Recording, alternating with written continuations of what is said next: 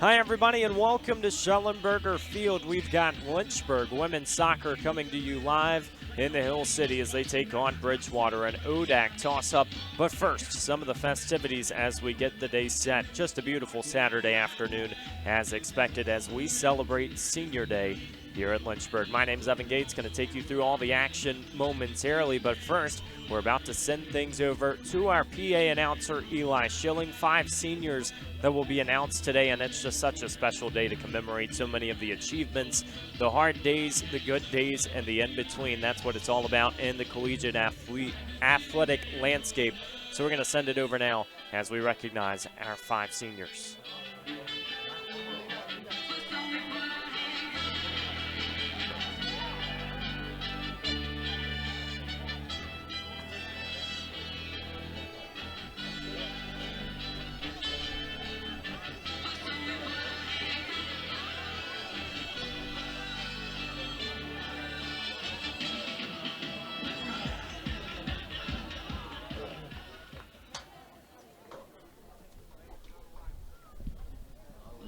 Welcome to Lynchburg, Virginia for today's NCAA Division III Women's Soccer matchup and Lynchburg Women's Soccer Senior Day. Today we honor and celebrate our 5 graduating student athletes for their dedication, hard work, and achievements during their time with Lynchburg. Let's begin today's ceremony with the senior from Mount Airy, Maryland, Madeline Boyce.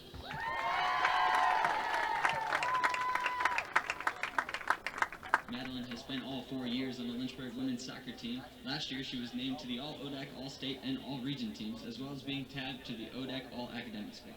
Throughout her time with the Hornets, she's also been a member of the track and field team, where she was part of the All-ODAC First Team Distance Medley Relay and First Team All-State 4x400 Relay in the 2022-23 season, as well as the 2023 NCAA D3 Track and Field All-Academic Athlete. Madeline's favorite memory while on the soccer team was winning the ODACs her freshman season, and upon graduation she'll receive her degree in public health with a minor in biology. She plans to attend graduate school for genetic counseling, and today she's joined by her parents, Paul and Carrie Boyce.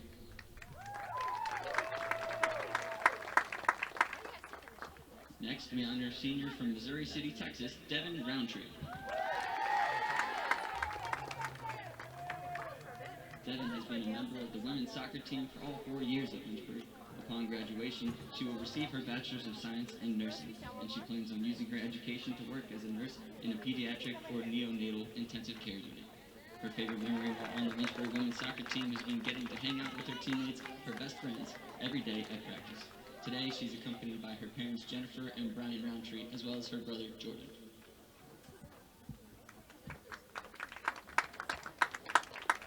Now we honor a senior from Virginia Beach, Virginia, Kate Shepard.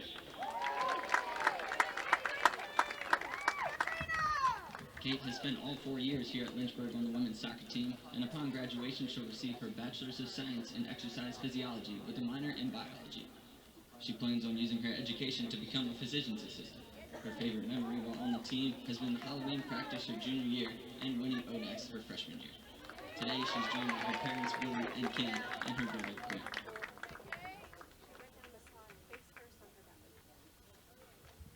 Next, we honor senior from Newport News, Virginia, Zoe Villarreal.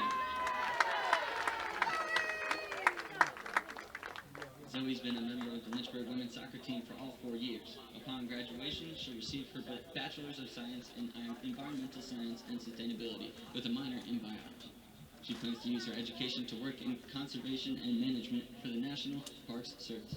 Her favorite memory while on the team was the junior year Halloween practice and the bus ride back after winning ODACs her freshman year. Today, she's accompanied by her parents, Carrie and Mandy, and her sister, Isabel.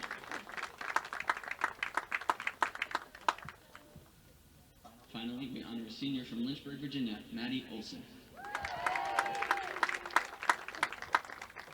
Maddie's been on the soccer team for all 4 years with the Hornets, and while at Lynchburg, she's also been a member of Campus Outreach. Upon graduation, she'll receive her degree in Health and Physical Education with a minor in coaching. She plans to pursue a master's degree in coaching and be an elementary school health and physical education teacher. Her favorite memory while on the team was being able to go on the Costa Rica trip with the whole group. Today, she is accompanied by her parents, Todd and Gail, along with their brothers, Brandon Stidman and Tanner.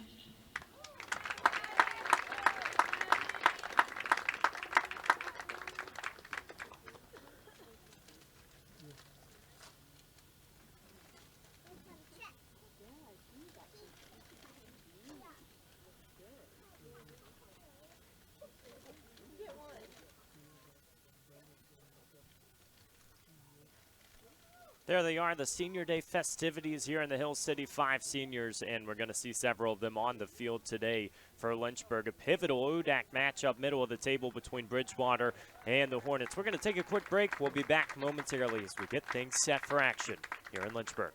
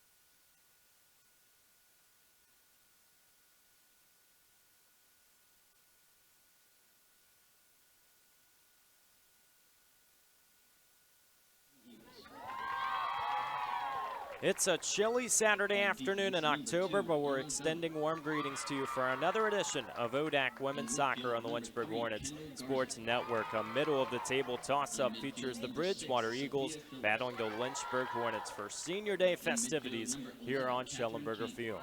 Hi, everybody. My name is Evan Gates, riding solo for this one, and it is going to be a battle that is very important in determining the ODAC standings. But as we take a look at the tail of the tape, you can tell that these two teams have been very different in their identities this season. Bridgewater likes to score at a higher rate. They have outscored their last 4 opponents 29-0, just soaring forward, whereas this Lynchburg team has a stout defense. They're going to try to ride it to success in this game. 9 clean sheets on the year for the Hornets, and you can tell that while they have been in a tough skid in ODAC play, playing some of the toughest opponents in the conference, they feel ready to come back home and get a victory here on this Saturday.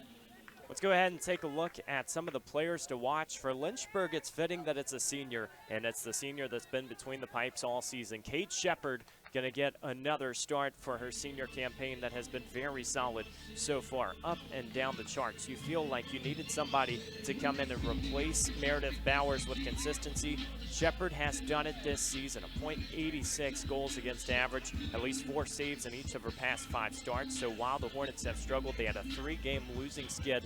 She has been very important in making sure this team stays in the battle, but she's going to have a tough attacking side from Bridgewater to face. Lyric Berkeley in particular is one of the attackers in the ODAC that is always garnering those all-conference considerations, and number 13 in maroon and black has posed problems all the way around this season. 10 goals and 11 assists, starting 15 of the 16 appearances this year.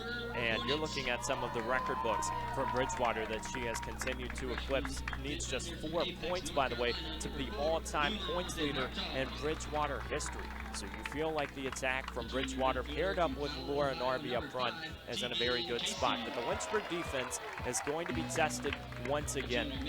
Middle of the table here in the ODAC has gotten tougher and tougher every single season, and you feel like it's games like this near the end of the season, we're entering the final week of the regular season, that can really tell the rest of the story. This Lynchburg team at 9-4-2 on the year, Bridgewater 12-4, and they have really found success here in the last few games, a winning streak of 4 straight for the Eagles as we enter the final week. Can Lynchburg right the ship here on the home field? They got the win versus Guilford on Wednesday, looking to make it 2 straight, or will Bridgewater continue its winning ways? We've got all the action on the other side on the Lynchburg Hornets Sports Network.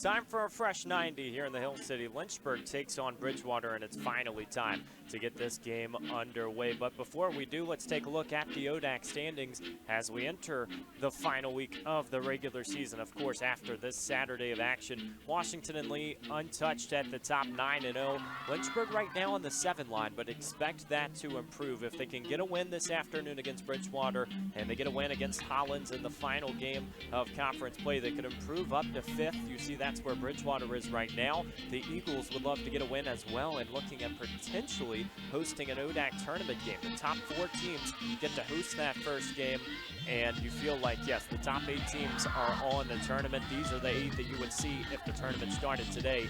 There is still a lot to be discovered, and we are excited to see the rest of the story. We're going to go and look at some of the starters. This Lynchburg team has a notable change as Michaela Hargrove will not be playing in today's contest. Suffered an injury on Saturday, and the Hornets expect to have her back on Tuesday. That was actually an injury on Wednesday against Guilford. So today's Saturday of action will not feature Hargrove. Instead, it's Tegan Casey up front doing some of the attack work, and you feel like she has done really well in the spots off the bench. Coach Olson has recognized it and inserted her into the starting lineup, paired up with Madeline Boyce up front, the senior who just got recognized and has really put together a solid Lynchburg career. Morgan Oliver, Lauren Orner, and Ava Olson, of course, in the midfield with Maddie Olson, that CDM. Zoe Villarreal, Sammy Rockstad, Luna Den Hartzog, and Ella Fulmer on that back line with Kate Shepard, our player to watch in the back. For Bridgewater, the attack has been lethal all year long. Lyric Berkeley and Laura Narby, of course, 2 of the main contributors. When you look at the page, they have continued to deliver in big spots. Number 13 and 14 in maroon and black, combining for 22 goals and 14 assists on the year. Got to be wary of them up front. Kendall Garza, Sophia Phillips, and Catherine King, also offensive contributors. Grace Minton, Sienna Smith, Cassie Villafon, Anna Beelan, and Bryn Dempsey. Some other notable starters with Erin Lockhart between the pipes. The freshman has done a fantastic job this year after Riley Asiello, the freshman, got several starts last year. We're all ready for action in the Hill City. The first touch goes Bridgewater's way, and they'll nail it down the field. A big-time ODAC matchup on this Saturday. This is the time of the year, late October. It just can be felt in the air. We had homecoming last week. So many festivities for so many teams. And both of these squads understand the importance of getting a win to not only solidify a position in the ODAC tournament, but try to improve that standing.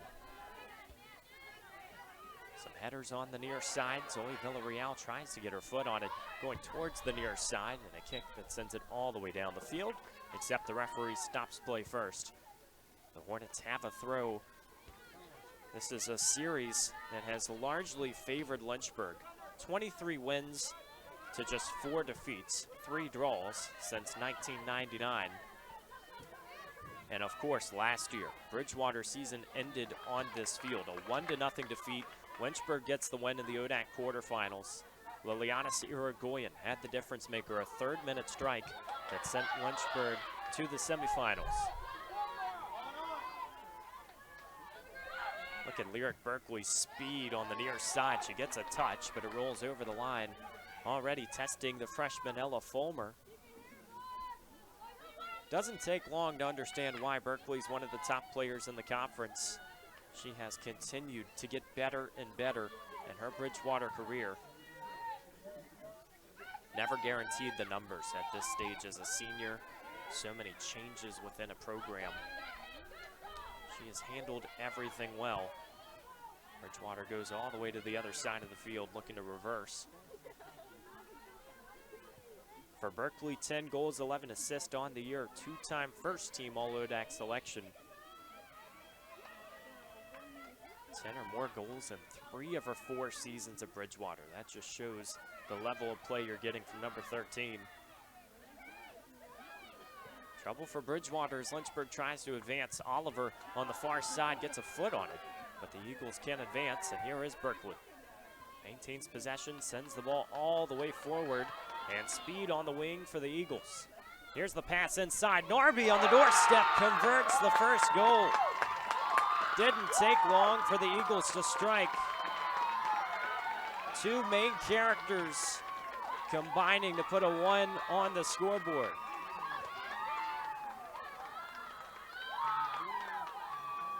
They can almost catch you napping, and Narby, who has her 13th goal of the season, made it look so clinical to get it past the gloves of Shepard.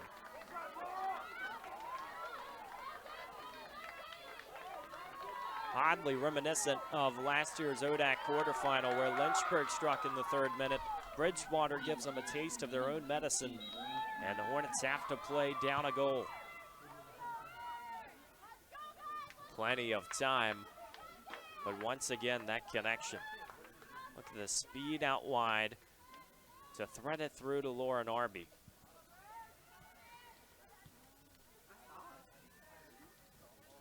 Bridgewater, as we have continued to touch on, is a team that likes to score goals. They've outscored their last 4 opponents 29-0. And at least 3 Eagles have scored in each of those 4 matches, so it's been by committee, even though Narby leads the club now with 13. Eric Berkeley tries to send the cross the other way, sniffed out this time, and Den Hartzog possesses. This was a Lynchburg team that had its first 4 matches at home without allowing a goal. It's taken just 3 minutes on this Saturday afternoon. Quick play in the midfield, doesn't work out, and the Hornets have some space. Pass from Warner, trying to connect with Boyce on the near side, doesn't get it. Second attempt, and now the Eagles pressed back. Quick footwork, Narby does what she can to get it out, and once again, Bridgewater earns possession middle of the field. Berkeley, a lofting cross to the other side, and once again, the connection. Here's the cross, and it's out for a corner. Kendall Garza has really posed a nightmare situation on that far side to begin the game. You've seen the speed from the senior from Brambleton, Virginia. 7 goals on the year for Garza. But she has started every single match, a critical piece. Eagles work with some pace in the box. The header has to be careful, and Shepard able to tuck it up top corner. Might have taken a deflection off the crossbar. Now a foot race as Olsen goes down near touchline, and Bridgewater earns the throw. What a start we have had in the Hill City. A lot of action. Bridgewater already scratching away the goal.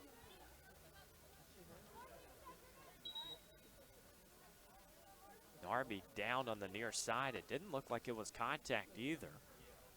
See if she's trying to stretch something out, and that is not a good sign for Bridgewater. AT staff will rush out as their teammate Lyric Berkeley takes a look at that leg.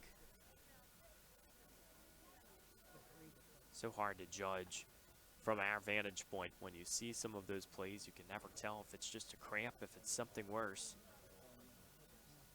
Narby scored the goal to put Bridgewater in front. Substitutes on the Eagles side already stretching out. This Bridgewater team, when you look at what they brought back, they returned 3 All-ODAC selections from last year. You just think about how much of a committee they've had. Laura Narby has had a season that they needed and desperately trying to get up in the ODAC standings. Only 6 Eagles had ever tallied 13 goals in a season with Bridgewater until today, when Laura Narby netted the first. But she is gingerly being helped off by the AT crew. So a substitute will be on for the Eagles, and obviously if you're a Bridgewater fan, holding your breath ahead of the ODAC tournament, you hope you can have one of your stars in the picture.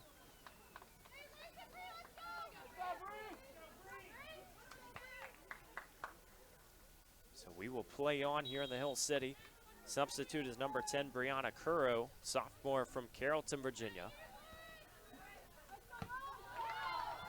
Lauren Warner trying to just shift the field position. Lynchburg looking for their first real chance, and it goes all the way back to Aaron Lockhart. Bridgewater's freshman keeper has been one to watch throughout the season. This is start number 13. Could seriously enter the ODAC Rookie of the Year conversation. Though Lockhart hasn't started a match since October 11th. That was 2 weeks ago against Guilford. Bridgewater has used several different keepers, and 3 of them have earned a start this year. Riley Asiello got the win last time out. She was 6-4-4 in her freshman season, got 14 starts last year. And from one freshman to another, Lockhart hasn't missed a beat. Picked up ODAC All Defensive Player of the Week honors. That was 2 of the first 3 weeks of the season. So all of a sudden, the rest of the conference recognized she was going to be a threat in goal. Here's Tegan Casey earning possession as the foul is called. Free kick for Lynchburg. Set pieces have really helped them out. Coach Olson, in talking about preparations for this game, said, you know, we don't want to be too one-dimensional. You don't want to rely on those set pieces as your primary avenue for scoring. But they have really helped out the Hornets this year. Rogstad hand down, ball in the air, lofting forward. Bridgewater gets a head on it. Fulmer can't redirect. Goal kick.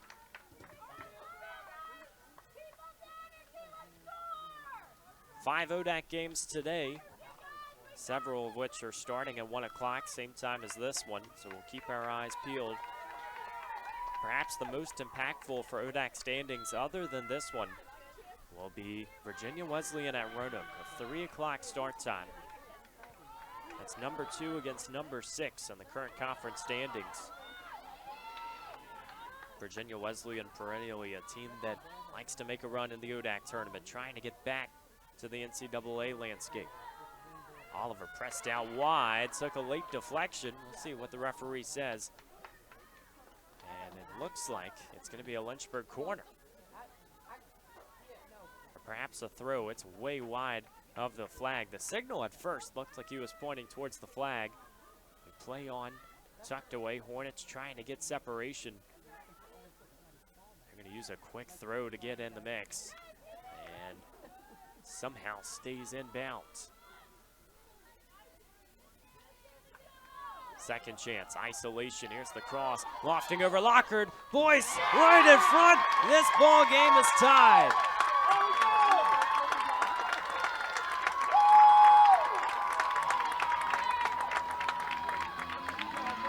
A powerful way in the box to equalize.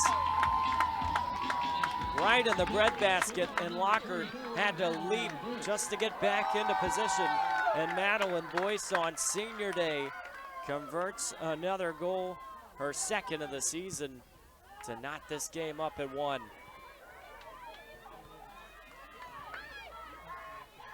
All the fireworks in the first few minutes. 2 goals, 2 assists for Boyce on the year, her senior campaign. You continue waiting all season long, just hoping you have a moment. And Boyce able to shine. The Hornets aren't done yet. Now Tegan Casey working middle of the field. The pass back to Olson. Will this open the floodgates? You felt like with 2 powerful offenses that this could be a high-scoring affair, but you know Lynchburg's defense has really had its opportunity to shine with a lot of the freshman impact in the last few years. Lynchburg just trying to right the ship in that offense department. An attack that started the year well. Numbers started to tail off, and now it's really just a discovery period. Pass forward. Garza, far side, and Rogstad gets the foot on it to keep it in bounds. Not going to work that time. If you're just tuning in here in the Hill City, we're back to even. Bridgewater scores in the 3rd minute. Laura Narby was eventually injured and helped off, being tended to by the AT crew. Now Lynchburg has an equalizer. And Bridgewater electing to go with a long throw. Propelled into the box, Shepard comes out to punch it over the goal line. Corner for Bridgewater. This is a trademark of how this Bridgewater team operates. Really anything inside what you would say is a 25-yard line on a football field. It feels like they're going to go for a throw, try to slow down the pace of the game. You get chances like that. Almost a secondary corner. Now they have it the normal way. Out swinging, and the Hornets handle with care. Now Boyce, space on the near side.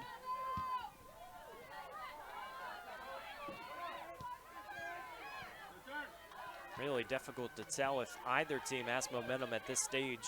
Lynchburg, of course, gets the latest goal.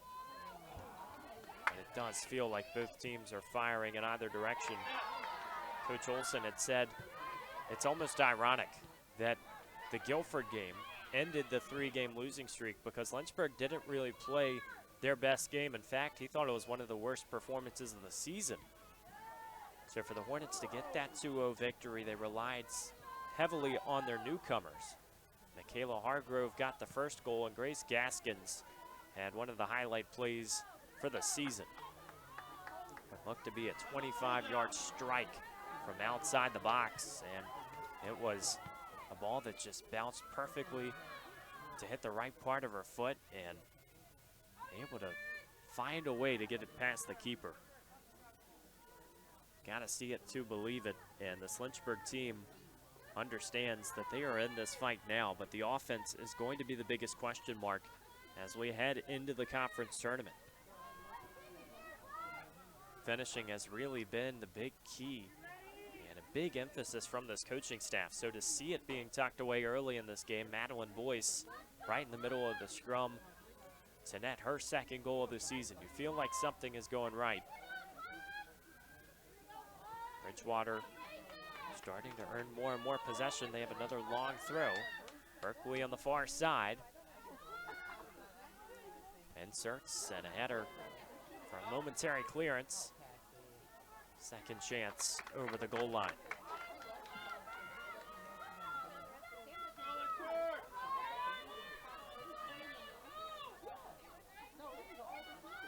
In some ways, you could say these two teams entered today in different spots of their season. Bridgewater has really found ways to end the regular season with a lot of momentum. It goes back to the last few years. For Lynchburg, just trying to manage the highs and the lows of the season, where you have so many freshmen in the picture. Here's Garza advancing forward. The shot, Shepard down to her knees. Able to dive over it. That's all you need. And the senior coming up big. Now Boyce, space on the near side. Mentioned in the senior day festivities, Boyce a track star, state champion at the high school level. Has come into the picture in Lynchburg and really performed well as a conference 400 runner. You look at what you do and how you get there. Well, it starts with a lot of consistency. Long throw from Berkeley, inserted into the box. Somehow gets a second chance and disrupted. So he goes all the way onto the track.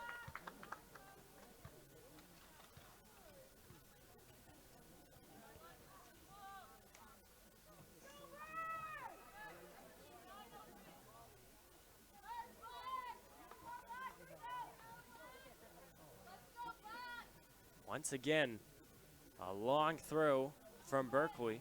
This one won't get over the head of Ella Fulmer. You can immediately tell how possession starts to shift. When Bridgewater has those long throws, they take their time and eat away at the clock.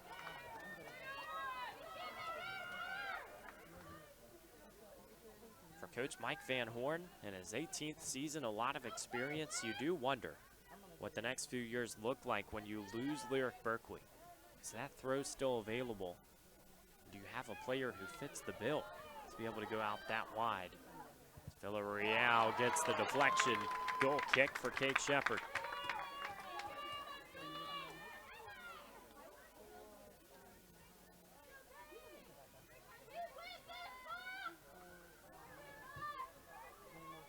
The Hornets have scored first in every single win this season. If they could get the victory today on Schellenberger, it would end that trend, but I don't think that Coach Olson would mind it. Did not take a lot of time for the Hornets to respond after conceding, but Bridgewater inching forward in their attacking third. Another throw, and everybody, as you see, swarms the box, not afraid to get physical.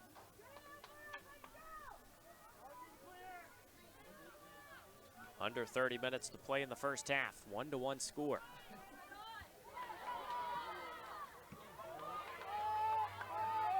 The Eagles, when they move forward, obviously vulnerable to the counterattack, but so far keeping the Hornets contained, especially out wide. When you see Morgan Oliver, one of the conference's best, she loves to work in that area and almost earning the connection that time. She had so much space on that far side.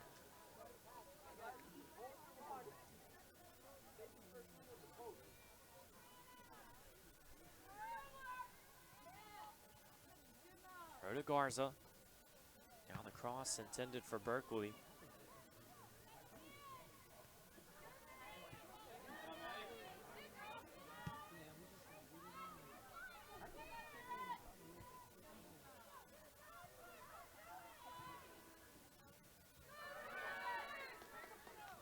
Eagles advancing. Right now all in isolation. Here's Berkeley. Fires the shot. Shepard had to get down, protecting the bottom shelf.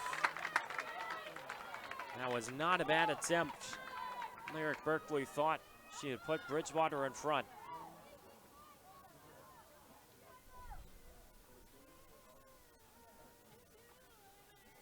When you look at this Bridgewater winning streak, goes back 4 matches. Perhaps that last game is the big anomaly, as this time the ball slides over the line, another corner. 3-0 victory against Gettysburg.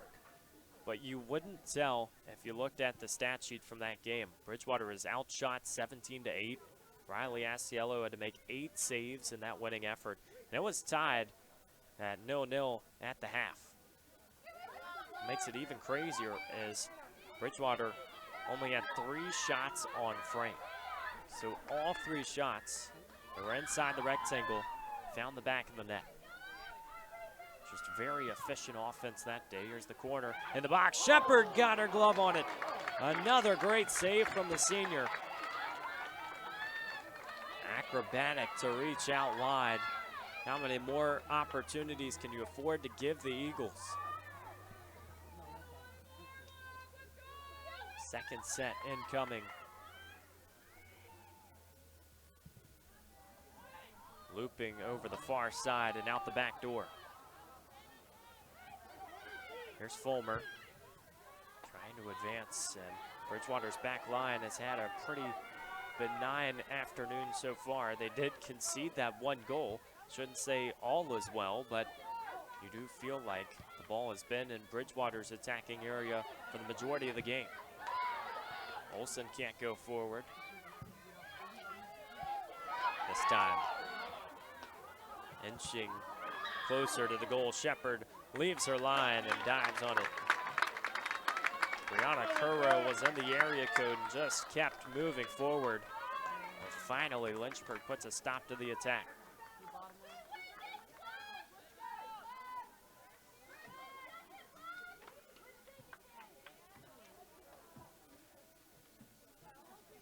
Hannah Phillips readying to enter the contest. Got a few starts for Madeline Boyce. Middle of the season, Coach Olson thinking a little tactically, and obviously when you ride the hot hand, quote unquote, in different sports, you know that momentum is such a big factor, but also for Madeline Boyce, Coach Olson has talked about her as a performer. Always wants to win. Watch the cross, Shepard won't protect it. It materializes from the widest margins of the field. Bridgewater, another silent killing in this first half.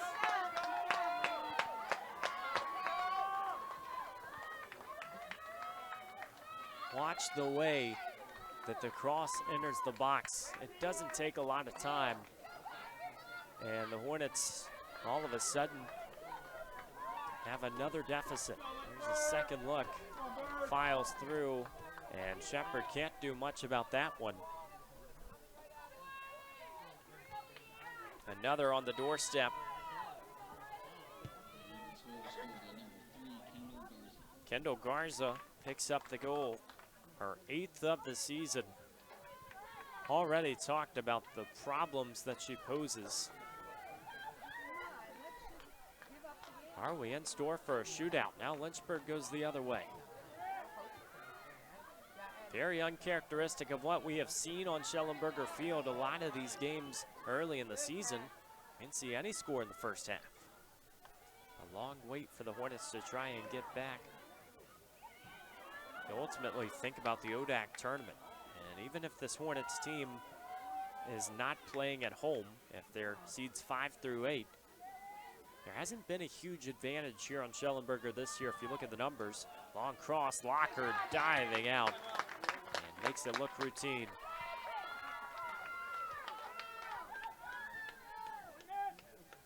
This Lynchburg team right now 9-4-2 entering this Saturday contest. Bridgewater 12-4. Just for comparison, Bridgewater was 7-7-5 last year. They've entered the past 2 postseasons with at least a 5-game unbeaten run to end the regular season. Trending in that direction this year, but they do have 2 tough contests, obviously playing Lynchburg today, but it doesn't get any easier with Randolph-Macon looming on Wednesday. Lynchburg crowd slowly coming alive, and near side, Zoe Villarreal has it for a throw. Taken away this time. Bridgewater's defense just a little too quick and anticipating.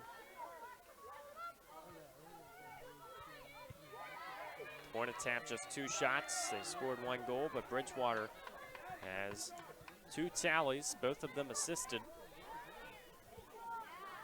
Both of them pretty smooth as well.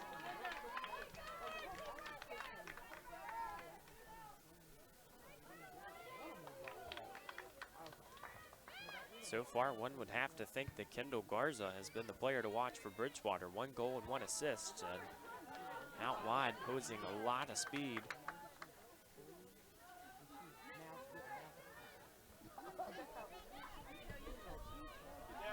Hornets send this ball forward. A little too strong for Hannah Phillips.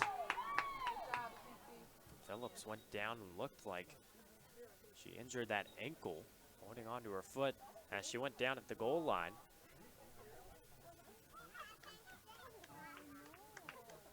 That's something you want to see after we already saw Lauren Arby out from this game earlier.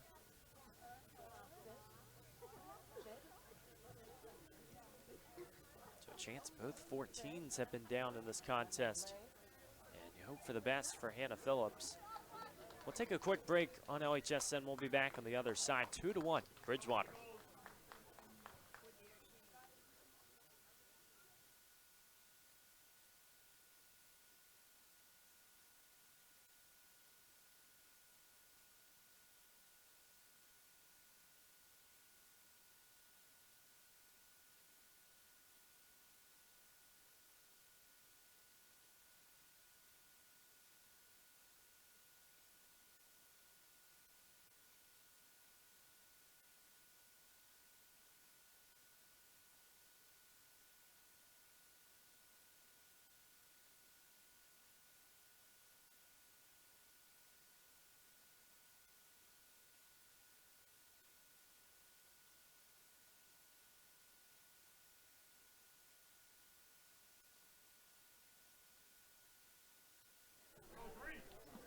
Hannah Phillips up and walking off, so it looks like it could be a somewhat optimistic scenario for Lynchburg, but unfortunately they're down 2-1 to Bridgewater.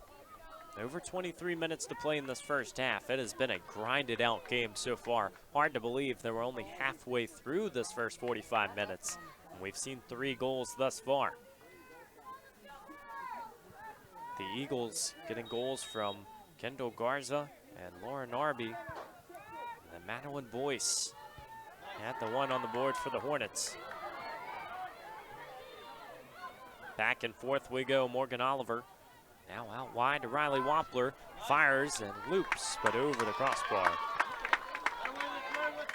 Not too far off, and Coach Olson has continued to reiterate it to the Lynchburg attackers. We've got to shoot if we want to stay in games, especially for so many of the newcomers. You see freshmen and sophomores that have been scoring. You get a little too complacent or too patient waiting for that opening. Coach Olson said, you know, in college soccer, you're not going to get as much time to find that pocket of space. You got to take what they give you. Oliver to Orner, and now to the near side, Elise Pham, coming off the bench for the Hornets. See what she can do out wide, and this time it's taken away. Good defense from Grace Minton, sophomore from Chesterfield, Virginia.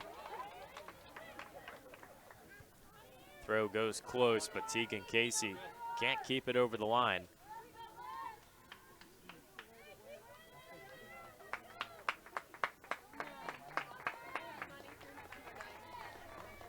We mentioned uncharacteristic. Well, it's backed up in the numbers for Kate Shepard in particular. Only 4 goals allowed in the last 9 games. The problem was they all came in that 3-game losing span. But now allowing 2 here in the first quarter, you could say, of this game.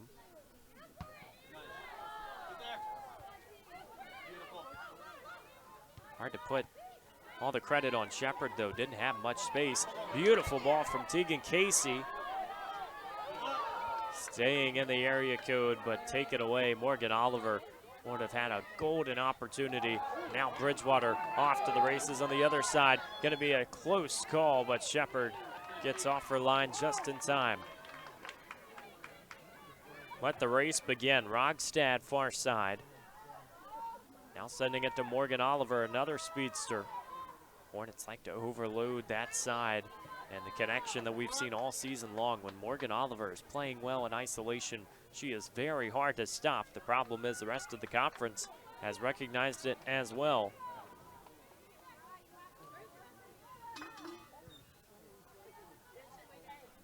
Very physical Bridgewater defense. Hasn't allowed a lot of openings after that first goal for Lynchburg.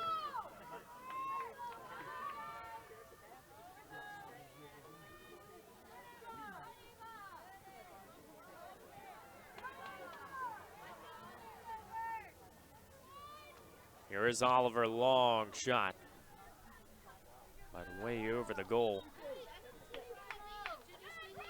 You don't want to beat a dead horse talking about the losing streak, and this Lynchburg team doesn't have a lot of 3-game losing skids. In fact, Coach Olson hasn't suffered many in his entire coaching career. As the Hornets make a substitution, Grace Gaskins enters, the freshman from Greenville, North Carolina. Touched on it earlier, she had that very acrobatic goal against Guilford, way outside the box.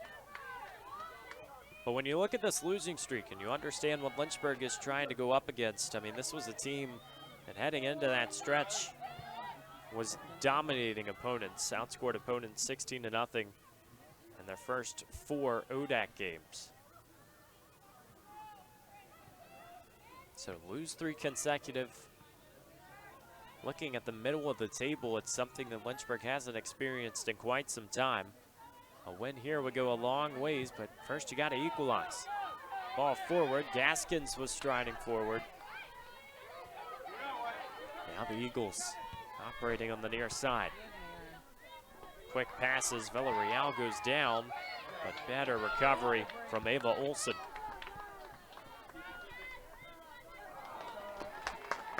Just disjointed in the midfield as the Hornets try to figure it out. Good news for Lynchburg. Hannah Phillips has gone back to the Lynchburg bench. Just had a discussion with Coach Olson, so you might expect her back on the field. We'll have to wait and see, as she was holding that ankle earlier. For Lauren Arby, not so sure you will see her back if you're a Bridgewater fan. She had that lower leg iced and taped up.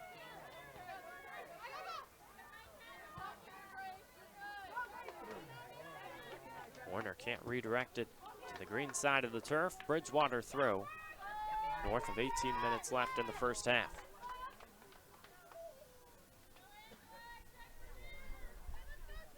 Bridgewater hasn't won on Schellenberger Field since 2021. Trying to turn the trajectory in a series that has heavily favored the Hornets. This Bridgewater team has found its rhythm in the last few years, and while they are trying to advance past that ODAC tournament, you feel like it's a big statement to go up against some of the best teams in the conference and compete. Look at Ella Fulmer getting by Lyric Berkeley, who just will not go down very easily. Oliver tries to get the header to keep it in bounds. Sails over to the far side of the track.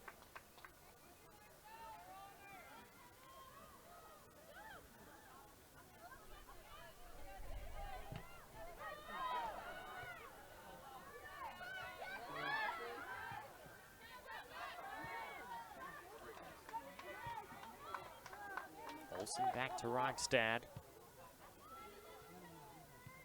Perhaps playing the possession game now as Lynchburg looks for any window of space.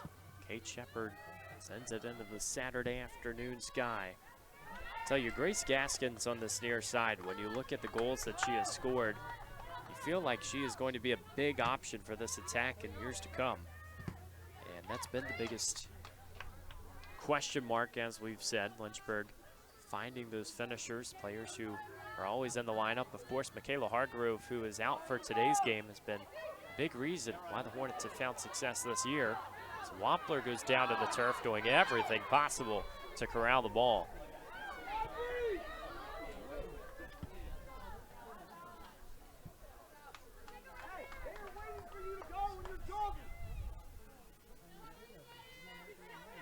Mike Van Horn shouting some instructions from that Bridgewater sideline, and for Coach Van Horn, what a career he has had, his 18th season.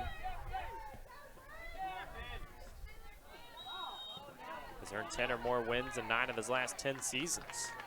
Bridgewater won its first ODAC championship in the 2020-2021 year. Mentioned a lot of that success one of the last times they beat the Hornets.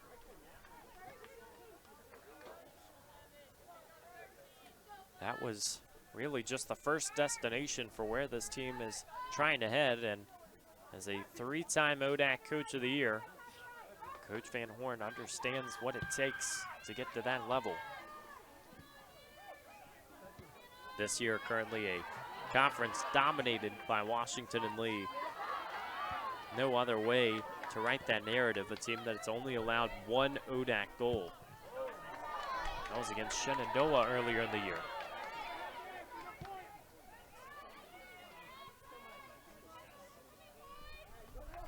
You can ask anybody in the soccer landscape, though. It just so happens that by the time you reach that conference tournament, sometimes those narratives go out the window. You really wonder if Washington and Lee will have as smooth sailing as they've had in the regular season, because there are a lot of teams that want to extend into the NCAA tournament. Battle in the middle of the field. Now the Hornets have some room.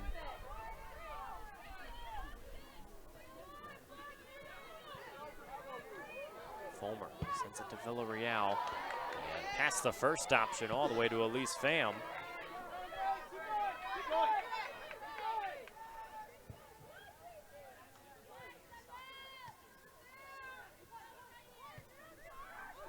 Here's Gaskins, middle of the field.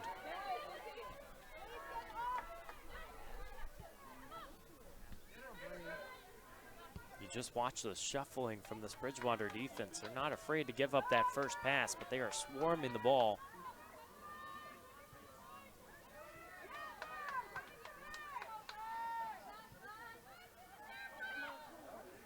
This one won't find anybody. Middle of the field.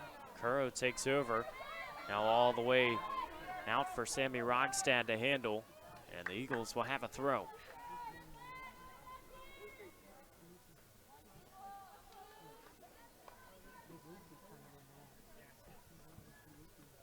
Several of the statistics are similar for both of these teams, even though Bridgewater's offense numbers have skyrocketed early in the year, and corners are the one in particular.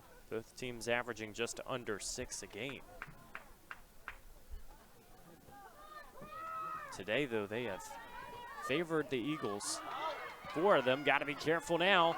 Ball free in the box. And the scramble continues. The referee whistles it off. Hornets can breathe for the moment. While we say 4 corners for Bridgewater, that was a long throw, but it feels like every opportunity they get to pin the defense back, it's got to count for something.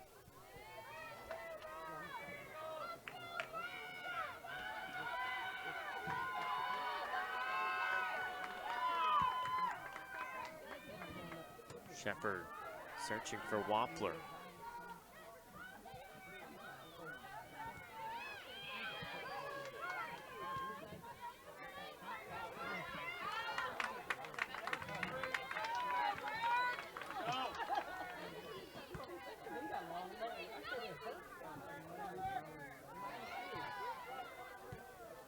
What's so tricky about this Bridgewater team this year is that they have maintained so much of its core from the attack. You look at Lyric Berkeley and Lauren Arby, but those aren't the 2 names that we have completely focused on. Catherine King, someone else who always seems to find her moment, a 2-time second-team All-ODAC selection. Of course, Kendall Garza has been sensational today. Just 1 goal in her 10 matches as a junior. She's now put the tally at 8 for her senior campaign. Lunenden Hartzog off the set piece. Top of the box, no problem for the Eagles to clear.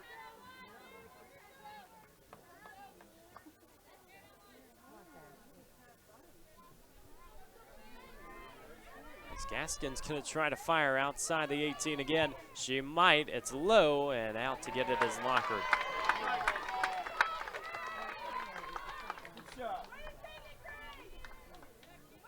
Easy prevention that time. We've seen Lockard have to go high, and this time diving low.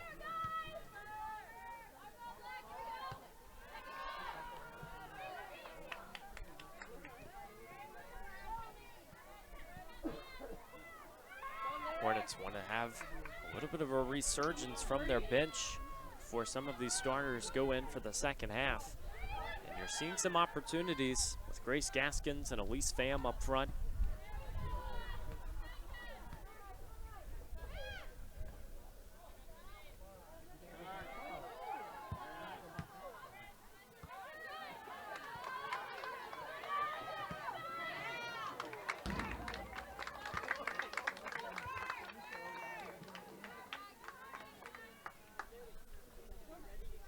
Just about 10 to play in the first half. If you're just tuning in, Bridgewater 2, Lynchburg 1. My name's Evan Gates, walking you through all the action for the Lynchburg Hornets Sports Network Senior Day in the Hill City. Bridgewater is one of the teams that has celebrated its Senior Day on the road for 4 of the final 5 games of the regular season. Here's a shot from Ava Olsen that tails out. An easy collection. Got to talking with one of the members of the Bridgewater Athletic Communications staff, Josh Smith, who was here with us last year.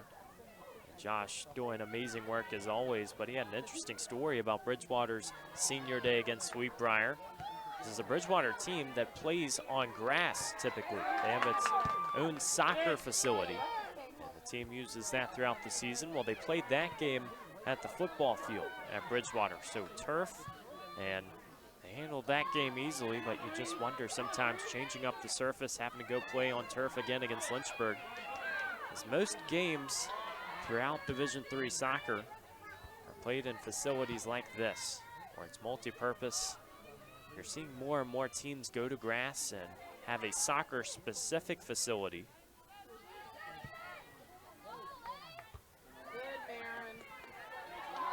So much history here on Schellenberger Field across so many sports.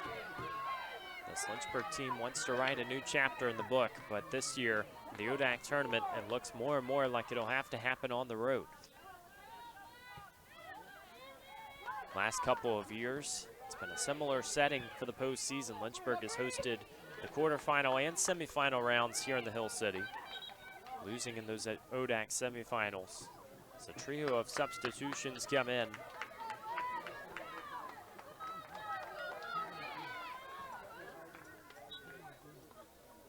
Sarah Ferrali, Marin Harris, or rather, Aliana Ferreira and Lucy Larson.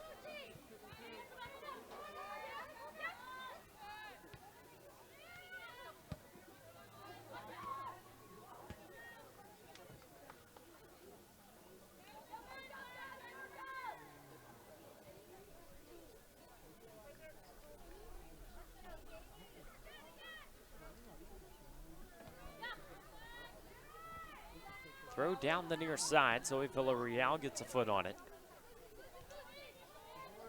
Larson elects just to hold possession. The blueprint will be very interesting for Bridgewater in the second half. Up a goal, do you feel like that's enough against Lynchburg, a team that equalized so quickly after conceding the first time?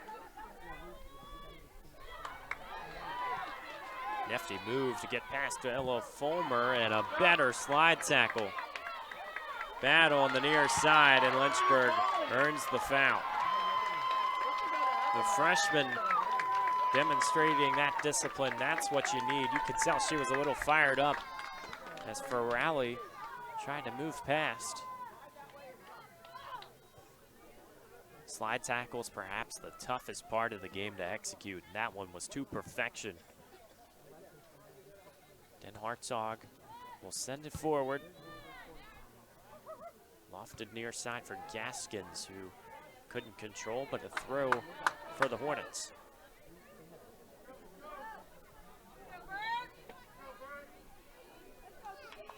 Substitution as Katie Paulette comes into the game for Gaskins. Paulette, the sophomore from Appomattox.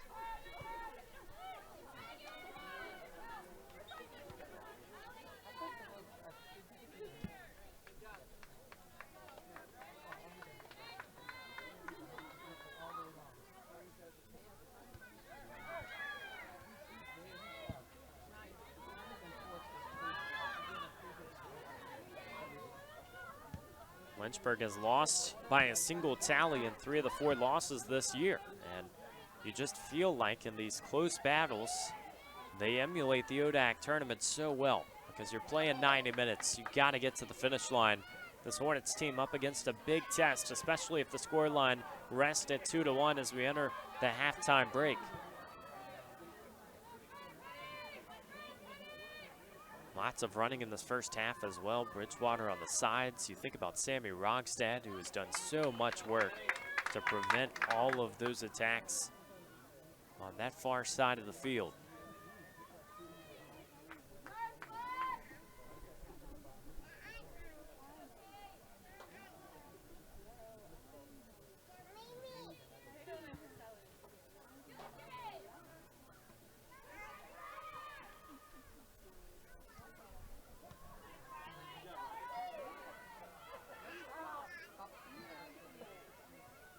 Oliver searching for options. Feels like everybody from the Hornets has gone to the other side, and now the Eagles looking to run. Ferrali found the window, and now Shepard out to gather.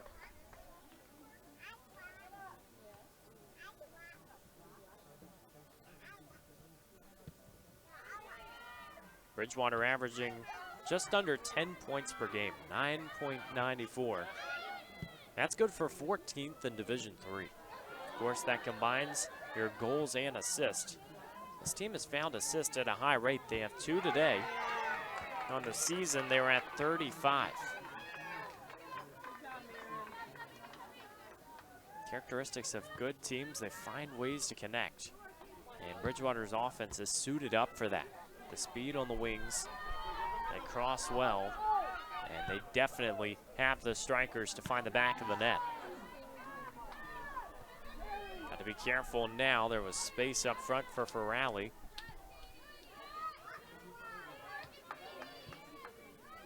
Beg your pardon, it's still Lucy Larson up front for Bridgewater. Bought her feet now, sends the pass out wide, but it's over the line.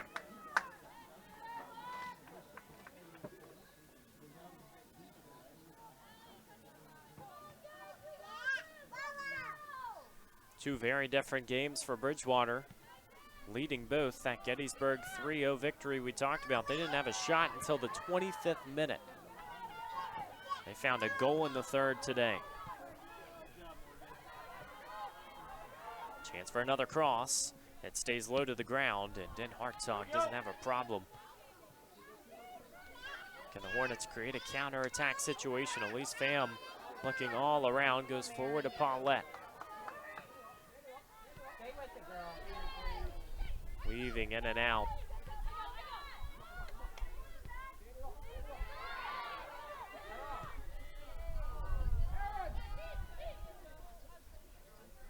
So much can be said for the creativity. Looking down the field, trying to find anybody. But this Lynchburg team has really kept its offense concentrated to just one part of the field at a time, and that's why they're down on the scoreboard right now.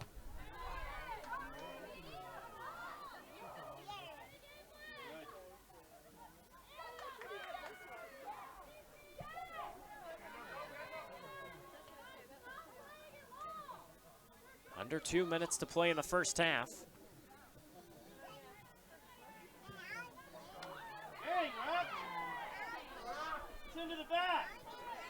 Lauren Arby, who scored the first goal for Bridgewater today, has now recorded a goal in 4 straight matches. Left the game with an injury soon after that first goal for the Eagles, and sits on the bench now. Does not look like she will return, so we're wishing the best to number 14 in maroon and black. You hope that she's a part of the picture for this Bridgewater team's postseason aspirations. Hannah Phillips left the game earlier momentarily for Lynchburg. Looks like she's going to be good to go in that second half. She tweaked that ankle on the goal line. This is a nice ball threaded through, and Elise Pham doing what she can out wide. 60 seconds to go in the first half. All sorts of attention. Somehow Pham gets out of it, and it trickles over the goal line. Lynchburg has its first corner of the game in the final minute of the first half. Sammy Rogstad going to sprint and try to set up one more chance to equalize. We've seen the trend. You don't want to wait too late. A goal here would be a golden window for this Hornet squad. Here it is. Lofting to the far side, and Hartzog trying to chase and keep it in bounds. It does, takes a weird bounce, and out for another corner. 15 seconds to go. The race against the clock, and Morgan Oliver going to be the one to send it in. 10 seconds. Ball up in the air. Got to be careful now. To the other side, Lockhart is out from the goal, and it stays on the left side of the post. Lockhart went down, didn't have any chance of recovering, and now her teammates tending to her. Couldn't tell if it was a collision with one of her players. She's now up and walking, but that is one of the weirder exchanges you'll see. 10 seconds to go. Lynchburg at a corner, and everybody scurrying around in the box, but the net isn't found. 2-1 is the score. Bridgewater leads. We'll be back on the other side with some halftime stats and highlights.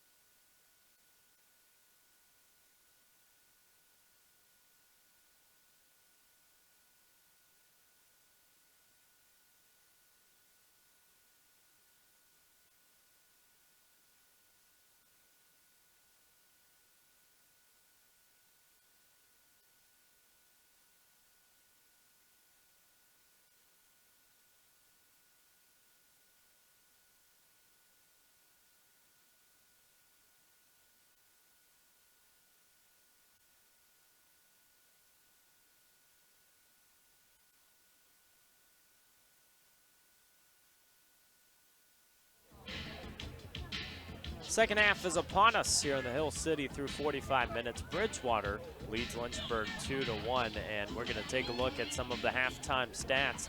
Really feels like it's even split across the board. These two teams have gone at it. Lynchburg perhaps got the last laugh in the first half as they had a pair of corners in the dying seconds, almost had an opportunity but couldn't convert. It was Bridgewater who scored in the third minute, and Laura Narby was the goal scorer who already leads Bridgewater with now 13 on this season. Then Lynchburg responds with Madeline Boyce, the senior on senior day, able to tuck one away and tie it up. But Kendall Garza puts the Eagles in front 2-1. That is where we stand. And we're also going to take a look around the league so far in the ODAC. As we said, a trio of other games starting at 1 o'clock. Washington and Lee 7, Averitt nothing is just a testament to how well they have played throughout the season. Randolph-Macon handling business at home against Randolph, and then EMU up 2-1 against Hollins. All three home teams have the nod right now at the first half, but Lynchburg trying to inch in front against Bridgewater, a team that they know they can beat. They've done so in previous years, dominating the series history, as Lynchburg since 1999 has 23 wins, and Bridgewater has found just 4. You wonder what the halftime discussions entailed. Both teams in a spot where they feel like they could probably play a lot better. Bridgewater's attack has done most of the work for the Eagles, whereas Lynchburg's defense has held them in this game. Don't think you can expect a dramatic possession shift, but you also do know that this Lynchburg team, when they get off and running, they tend to find those openings quickly.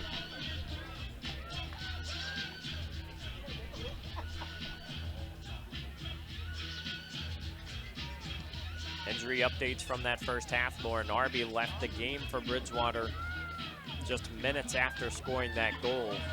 And now Hannah Phillips is out to start the second half for Lynchburg. So she is back after tweaking that ankle.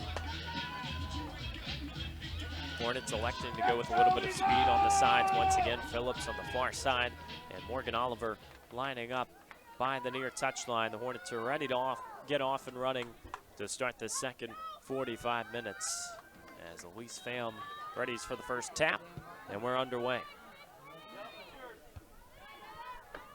Bridgewater scored in the third minute of this game, just like Lynchburg did in the ODAC quarterfinal against the Eagles last year. That was the only goal. These two teams tied in the regular season 1-1.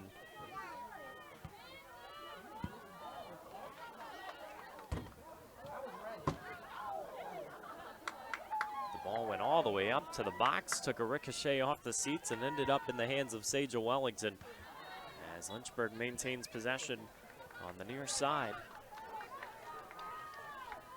Mentioned W&L handling business against Averitt. Well, what's just as impressive is the fact that they have 6 different goal scorers in that game. Sarah Zimmerman, 2 goals and 1 assist. Elizabeth Zimmerman had the game winner against Lynchburg right here on Schellenberger for homecoming Saturday, but that was a tight battle. And while the Hornets dropped those 3 straight games, that was a game that really showed Lynchburg can play anybody in the conference.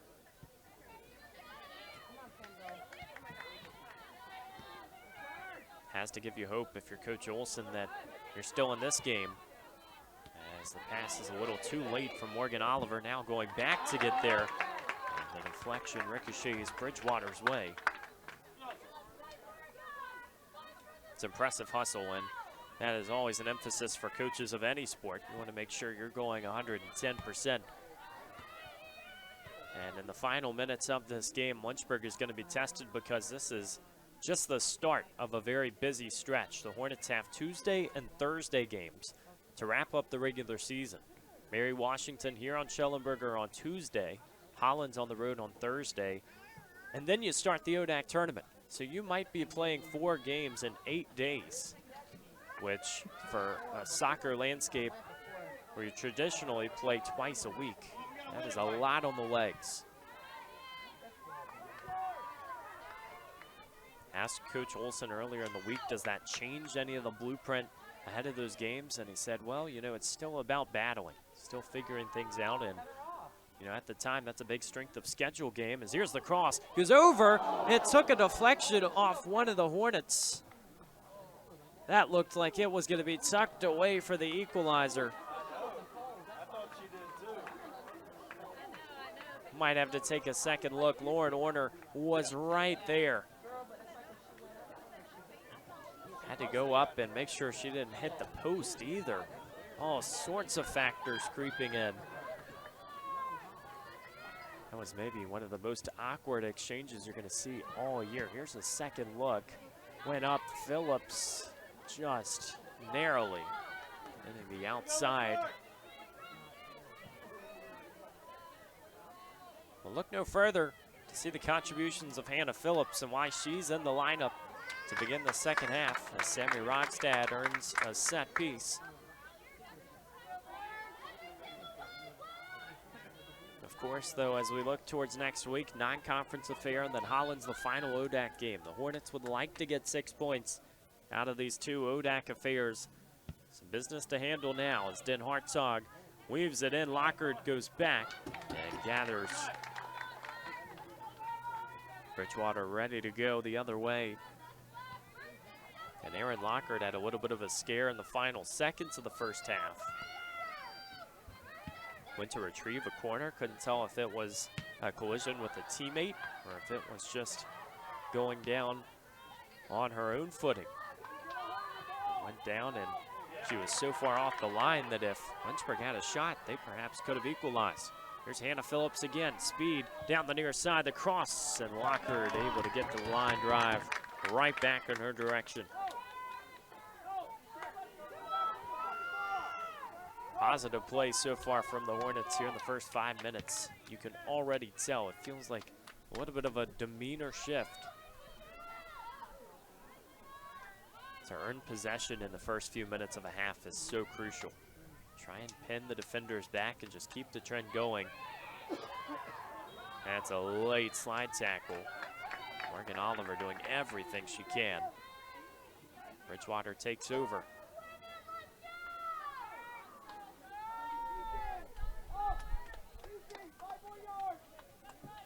If you're unfamiliar with the ODAC schedule, you get 10 ODAC games in the regular season, and it is imbalanced, meaning you don't play every single team in the conference. Now, the quality that both schedules for Bridgewater and Lynchburg has in common is the fact that they played all the toughest opponents, teams 1 through 7. This ball lofted in the air, and a nice clearance from Lauren Orner. Give and go to get it back on the near side. Awaits and nicely placed forward. Here is Pham. One-on-one towards the near side. Orner takes over again. Lynchburg, the pass intended for Wampler, has to go back. But these two teams have been tested by this stage of the season. Of course, Bridgewater still has to play Randolph-Macon. That'll be the final piece of the puzzle. But it is a gauntlet at the middle of the table this year. Feels like the league is getting better and better, but you're seeing a resurgence from so many squads that haven't necessarily experienced that success in the last few years. Shenandoah is the big one to pay attention to this year.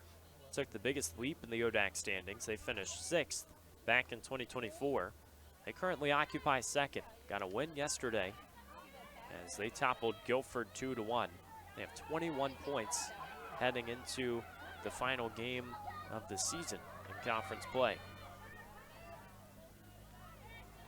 So assuming W&L doesn't blow a 7-goal lead, they will go up to 10-0 with a perfect 30 points. And that second spot in the ODAC tournament really up for grabs between Shenandoah, Virginia Wesleyan, and Randolph-Macon.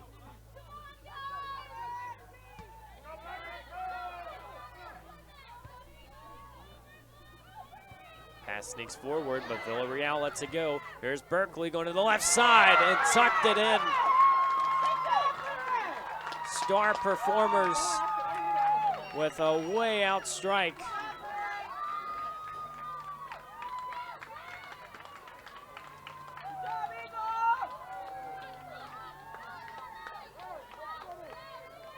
As advertised, Lyric Berkeley has put another goal on the board.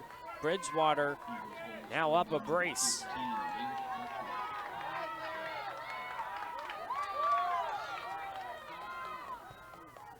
You feel for this Lynchburg team. Started to make progress in the second half, and all of a sudden, and even a deeper hole.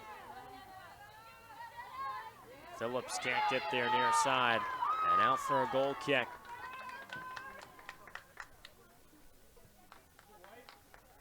Right now you can hear a pin drop on the Lynchburg side of the stands, and this is where you really learn a lot about your team. Down a pair, if you want a chance to get back into this one, it's gonna have to start sooner rather than later. 37 minutes on the board. Lyric Berkeley following up her teammates' effort. Lauren Arby extended the goal lead. Now Lyric Berkeley up to 11 goals and 11 assists on the season.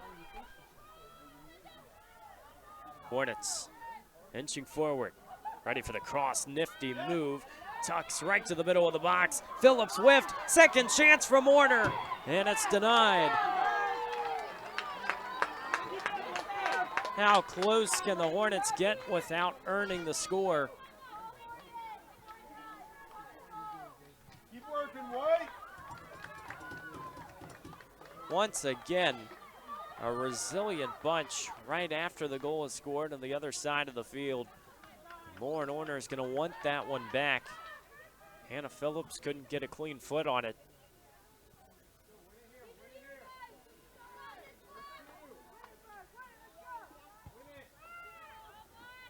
So we play on. 3-1, Bridgewater in front. Now you got to be careful. Defense converging right outside of the box and able to get the clearance. It started with Zoe Villarreal giving the ball away, and you just felt like Lyric Berkeley was within striking distance.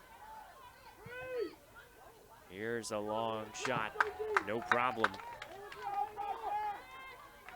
Good take, here we go.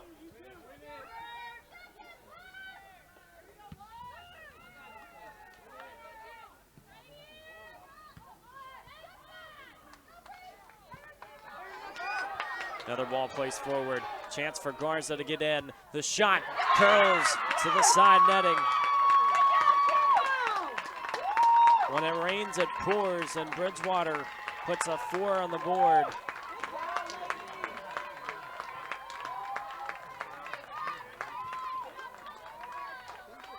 Garza second of the contest, an assist in the first half. The strikes once again materializing so quickly. Bridgewater has brought their cheering section and enjoyed their Saturday afternoon. Lots of time. Hornets now down 3. And one of the most improbable circumstances. When you look at these two teams on paper, you know what the Hornets have been capable of this year. Bridgewater has brought the fight to the Hill City.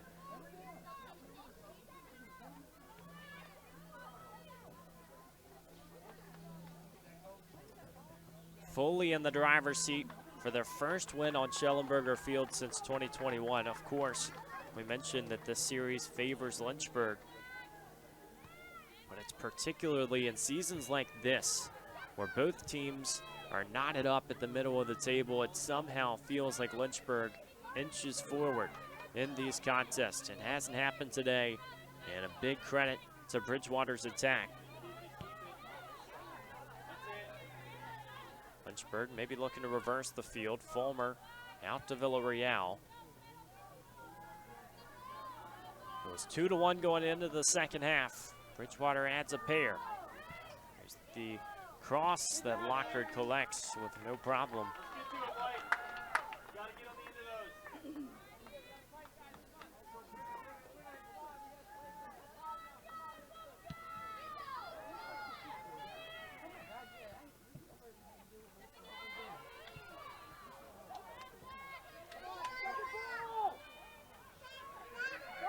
Hornets trying to fight with more urgency. Bridgewater's attack is back. Berkeley, low rolling shot that Shepard gathers on the goal line. She's found those pockets of space in the middle of the field, and you can tell the confidence that this coaching staff has in Berkeley. Somebody who is perennially one of those big-time competitors. Shows up when the moment is at its brightest. Now just 2 points away from being the program's leader.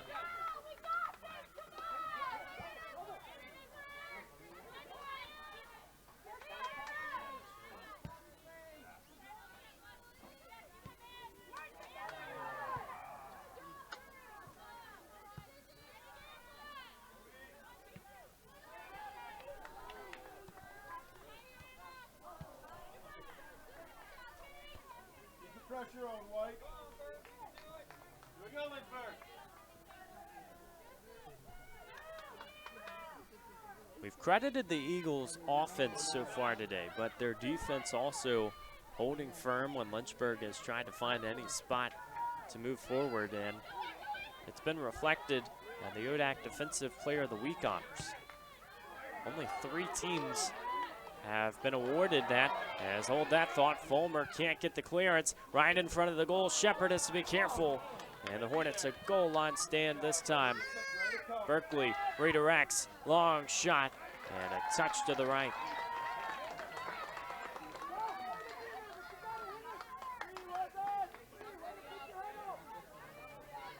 Three teams that have combined for all 8 weeks of the ODAC Defensive Player of the Week honors are W&L, Randolph-Macon, and Bridgewater. Teams that have shut down their opponents. 10 clean sheets for Bridgewater on the year.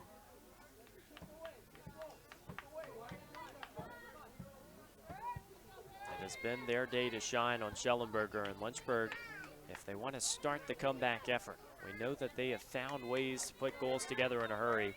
They're going to have to get 1 very soon. You know you can string together 2, but it does feel like 3 goals is a deficit that's a little too tall to put together in the final 15 or so minutes.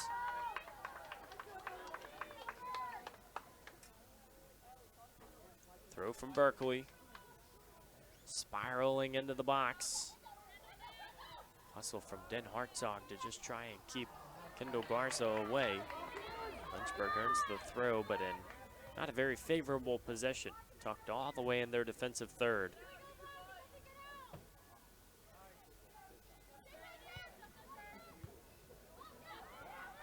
Now Ella Fulmer is to be careful. Bridgewater gets possession right back. Catherine King, the shot. Shepard went Superman mode out to the side. She did get a fingertip. You wonder if she didn't get that ball out, would it have tucked away?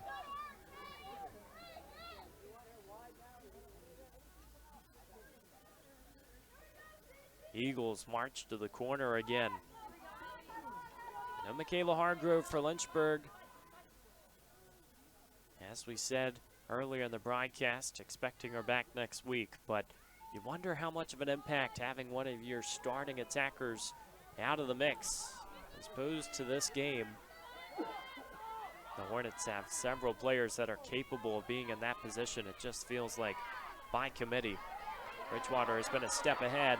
Hannah Phillips, fresh turf ahead at the moment. Now likes to go outside. Does she have a teammate in the box? Lockhart has to go down. Good job, Hannah. She has been tested from every angle today and passing every test. Allowed that 1 goal early in the first half. Madeline Boyce, the lone goal scorer for the Hornets in this game.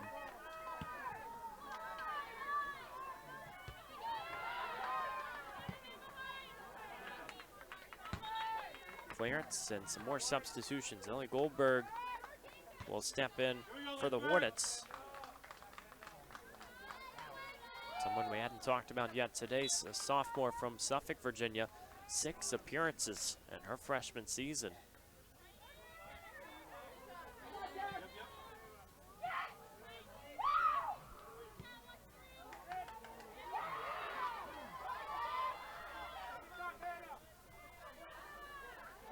Ball getting escorted all the way to the corner. Goal kick for Lockard. Aliana Ferreira steps in for Bridgewater to replace Kendall Garza, that previous sub.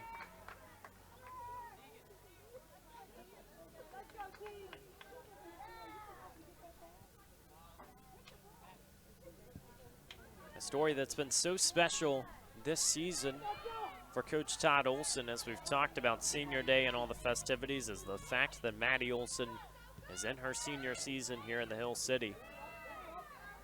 Today getting recognized, and Coach Olson has always said it's a family business in coaching, and it goes back not just to the soccer days, but to his family's time up in Pennsylvania. The Hornets trying to go towards the corner. Morgan Oliver lets this one roll out. They'll take the throw.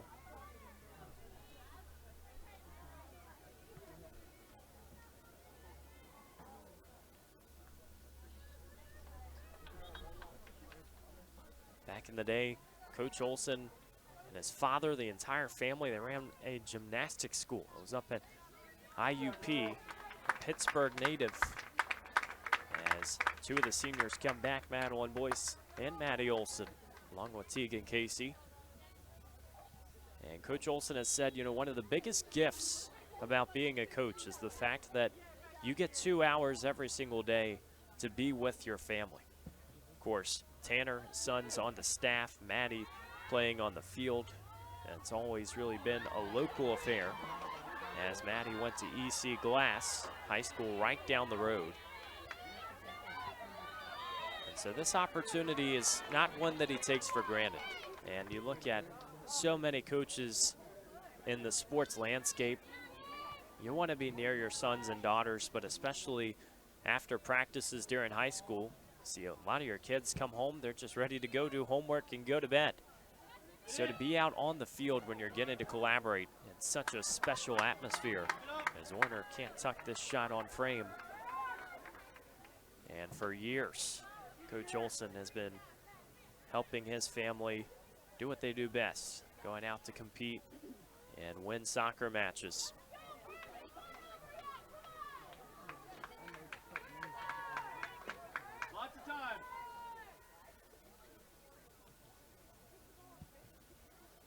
This will not be the final game on Schellenberger Field for the Hornets this year. They will play Mary Washington in that non-conference affair on Tuesday. I feel like this place can be so magical and filled with so many moments, not just for your sport, but everybody else that competes right in the center of campus.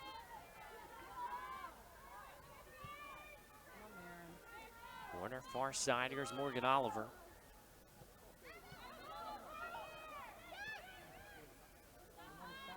Somebody's going to try and fire, and Oliver loses possession for the moment.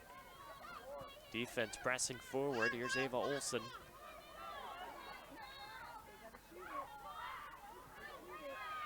And possession given away, going the other way. That's a dangerous spot as Lyric Berkeley has all sorts of space. Passed in Hartog. An extra move. Runs into a collision just outside of the box. Hornets take over. Staying on the theme of family affairs, something that was special last week, homecoming Saturday, the 2014 national champion team came back. Such a special honor to be a part of a national champion team, and it was really one of the first ones that Lynchburg had experienced. Such a tough run through the NCAA tournament, and a lot of those members here in the last few years being recognized for what they have done in the past in Lynchburg history. But Coach Olson referenced, one of the coolest parts was coming back to Schellenberger Field. It was a Friday afternoon practice, and so many of the ladies from that 2014 team had brought their kids back, allowing them to run on the field and just enjoy that practice atmosphere. And Coach Olson said, it was never about just getting ready for the game. We could have stopped and said, all right, we got a big game against Washington and Lee tomorrow. Let's focus on that. It was never that part of the picture. Coach Olson so focused on community and bringing everybody together and those different generations. Casey's cross snuffed out, corner for Lynchburg. Their first of the second half.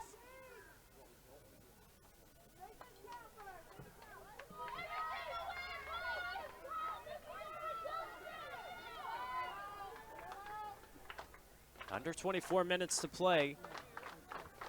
Bridgewater up 4-1. Cross lofted far side, and Lockard just too tall up the ladder to snag this one.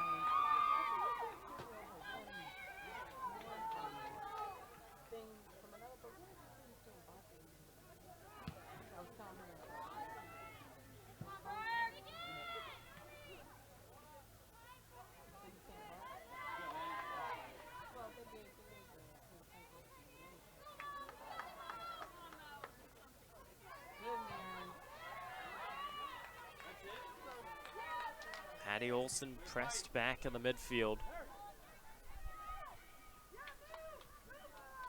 Here's Morgan Oliver. Plenty of space. Pass threaded through. Warner, beautiful dish. Boyce tries to get there. And it will be at corner, a late deflection. That was a great thought. Just couldn't execute it as cleanly as they wanted. So back to the corner we go. Morgan Oliver will take it.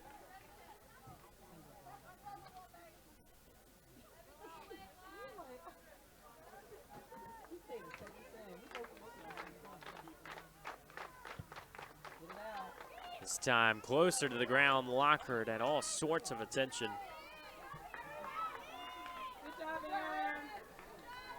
Hornets trying to crowd the keeper and get as many bodies in as they could.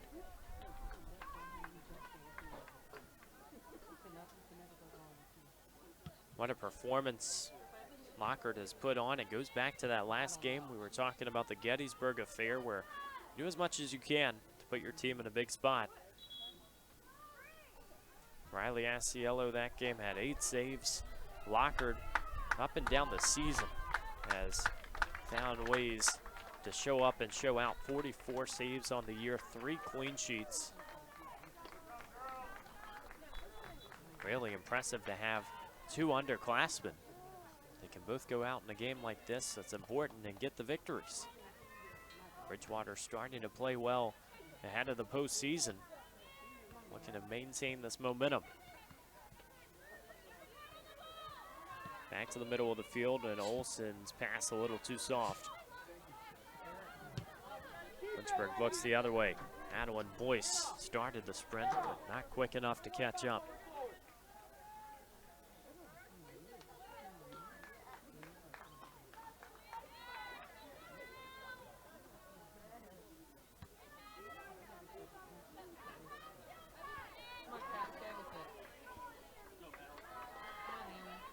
To the feet of Madeline Boyce, the cross, take it away.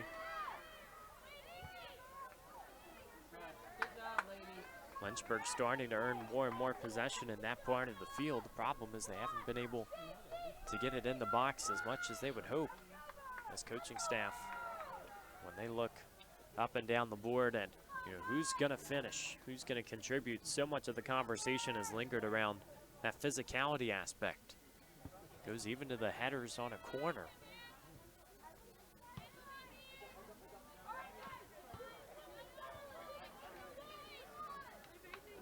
You felt like at the beginning of this game, even with Lynchburg conceding that first goal, that the wall was going to fall. And the offensive efforts were not going to be stalled as much as the last few games. Madeline Boyce gets that goal in the first 15 minutes. You feel comfortable. And then all of a sudden, this Bridgewater defense has just been a little bit better.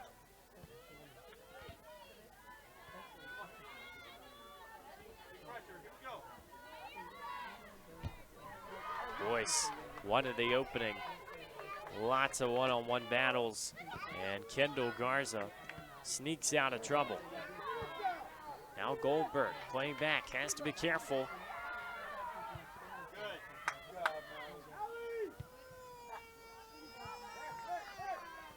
Under 20 minutes to play.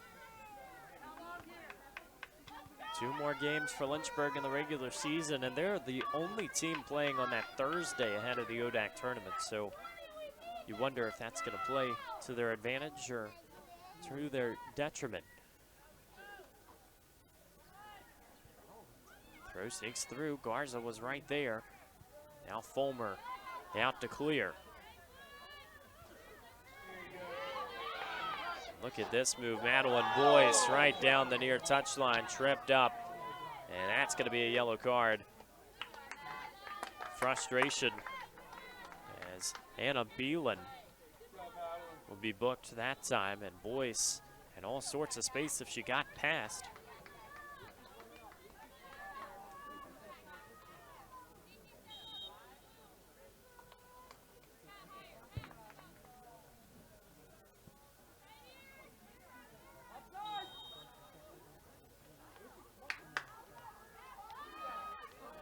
Flag goes up for offsides.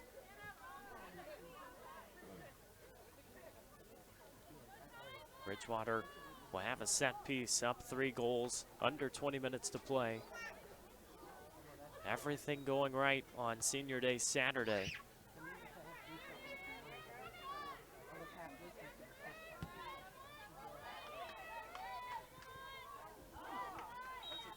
A lot of extra physicality here in the last few minutes, and Lynchburg maybe getting a little more urgent, understanding so many of those 50-50 balls matter, and that is what can paint the picture in the postseason. Good job, Loda.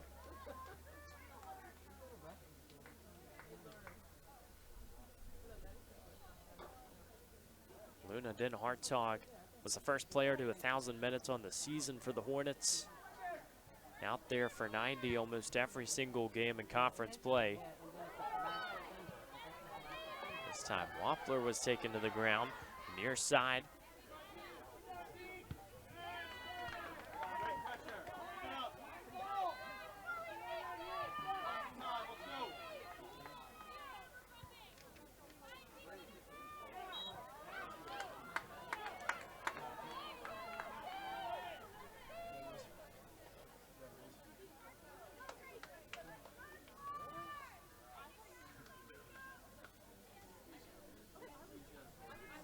Golden opportunity here as Den Hartog has a set piece. 2 players trying to prevent it with the wall from Bridgewater. The Hornets have been so creative in this department, especially when they can get closer to the goal. We'll see if Den Hartog decides to go high or maybe a shorter pass. We'll try to loft it far side. Lockhart punches it out of trouble. And right on the goal line, unfortunate tap as it's a corner on the other side.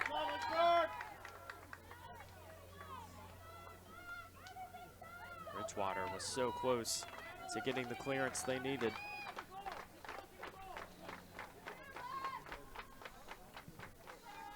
Next chance, curling in and just over the goal. Working in tandem. We felt like Lynchburg was going to be there with a chance. Grace Gaskins comes back into the game. For Bridgewater, it's Brianna Curro and Lucy Larson. Similar time to when they came in that first half.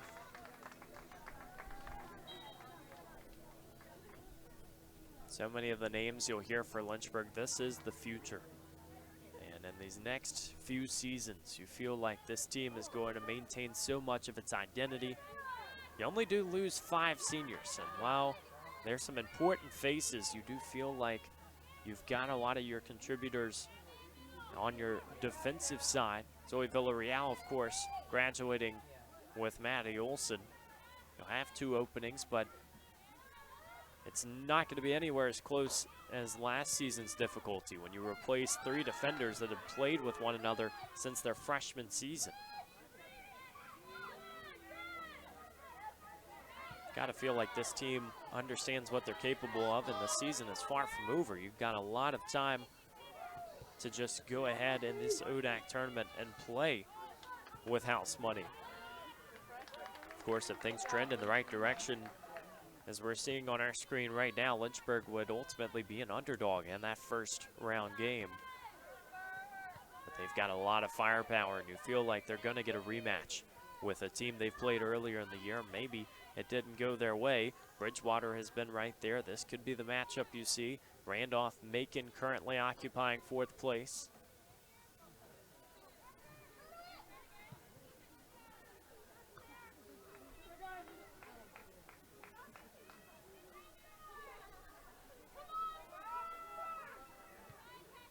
Lynchburg just needs 1 win out of these 2 games to officially stamp their spot in the ODAC tournament, and that's without help.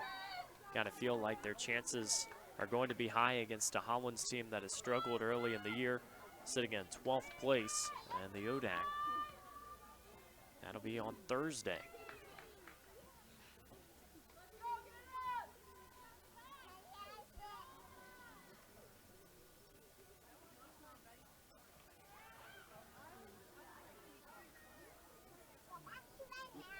Five seniors recognized this afternoon: Kate Shepard, Maddie Olson, Madeline Boyce, Zoe Villarreal, and Devin Roundtree. Combined for 98 starts at Lynchburg coming into today.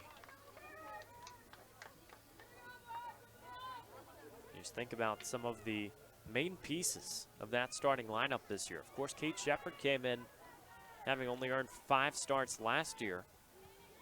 Has been that traditional starter throughout the season for the Hornets.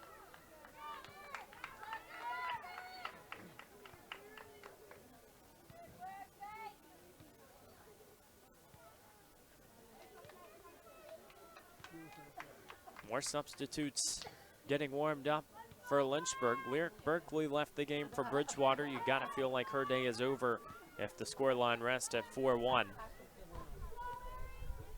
What a courageous career she has had year after year. Regardless of where Bridgewater is in the ODAC standings, she has been a big piece to their success.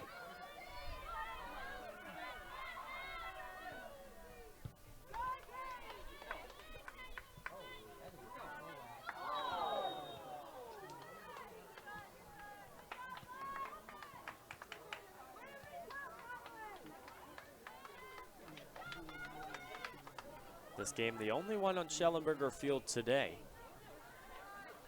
Men's soccer and field hockey both facing Washington and Lee, and both pretty important matchups as they found success early in the year. 2 teams looking to go back to the NCAA tournament, looking to host an NCAA tournament pod perhaps. That's getting way ahead of ourselves, but you feel like with the success they're having, especially the men's team having lost just 1 game on the year, that is not foreign territory.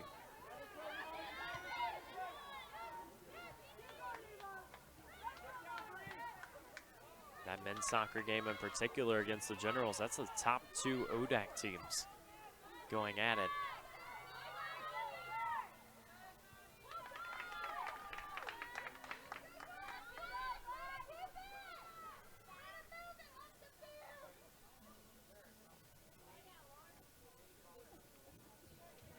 Bridgewater has a throw far side. They'll go short this time. And out for a corner.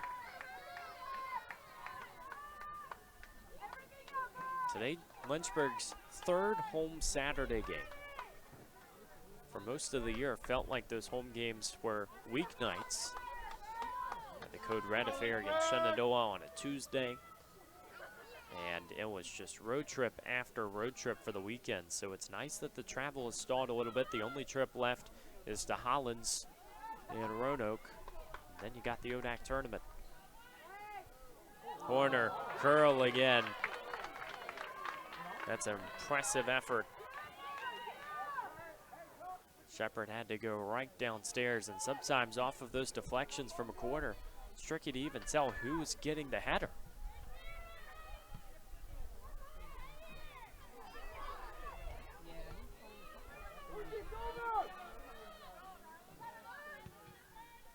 Hartog sends it off to the far side. Hornets doing what they can to keep it in bounds.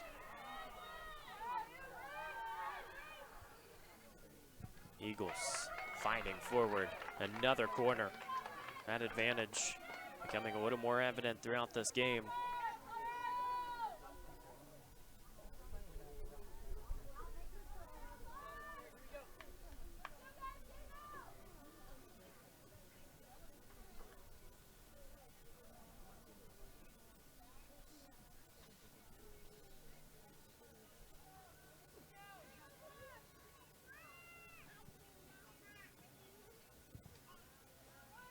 lofted in the air. Easy clearance this time. Now a sprint to the other side of the field. Ferrari doing what she can, and Goldberg and Olsen with the defensive effort.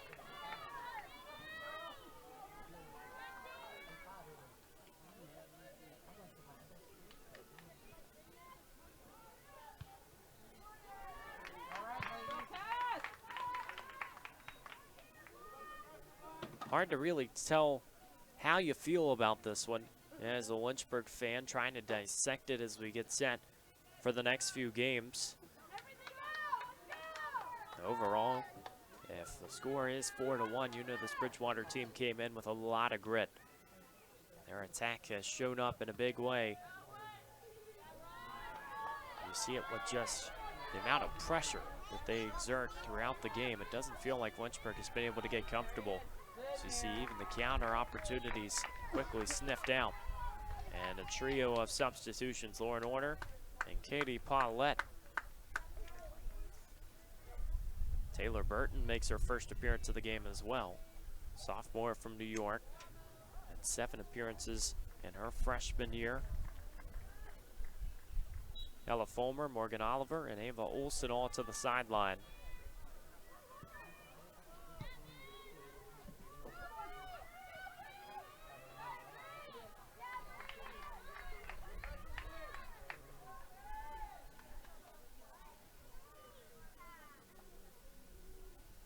Lynchburg ends the losing streak, but you don't want to have any extra damages at this part of the ODAC slate. Last year, the only time that Lynchburg lost consecutive games was against 2 ranked opponents. Early in the season, one of the tougher strength of schedules that you'll see, especially with an ODAC slate that was already really difficult. It was Johns Hopkins and Hardin Simmons.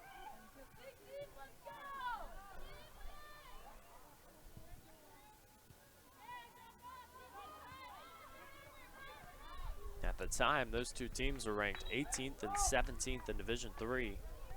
This year, the test was Emory, who has been in the top 5 throughout the season.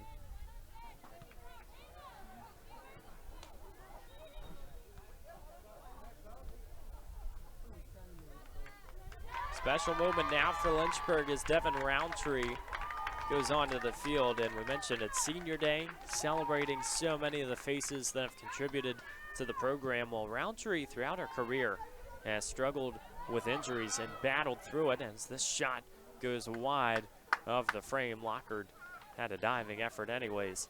This is Roundtree's first appearance in a Hornets uniform, so special to see it on a Saturday afternoon. You feel like it's been one of those games, the energy quickly taken away by this Bridgewater team, but so many storylines you got to make sure that you show respect to and you celebrate for this team, and that's really what the culture has been about. Taking those positives and the steps forward. This is a program that extends far beyond performance on the field. Every year, going to new trips and new places. As the cross is low to the ground, almost snuck through.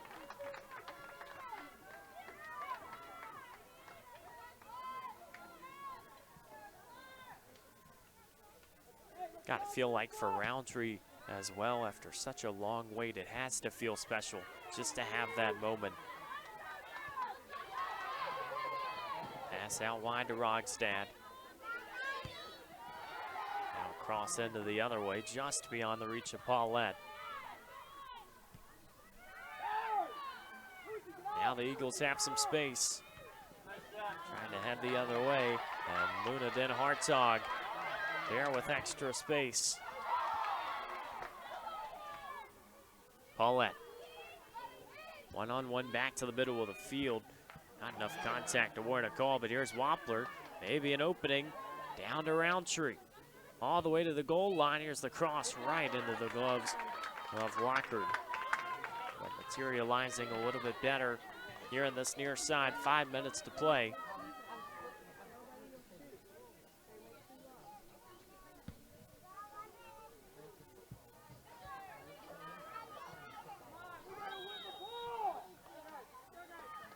Four goals conceded. Very uncharacteristic for a Lynchburg team that has featured a clean sheet in 60% of their games this year. 9 clean sheets in those 15 matches.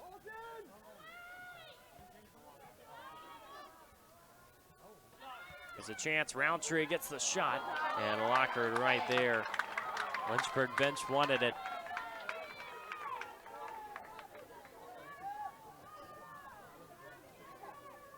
This is certainly a performance that showcases the talent of Aaron Lockhart in goal. This coaching staff knew they had a gem, because you don't just start anybody as a freshman, but especially between the pipes. The only freshman to start 10 or more matches this year is Lockhart, and her story is just getting started.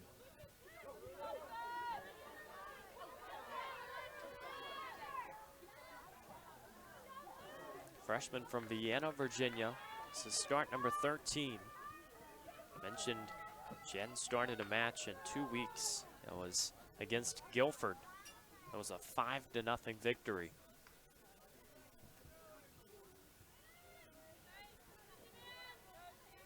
Hasn't been shutout material today, but it's been pretty good. And the Bridgewater defense has come up in the clutch. You feel like there was never a time when their lead has been in jeopardy since they got those insurance goals.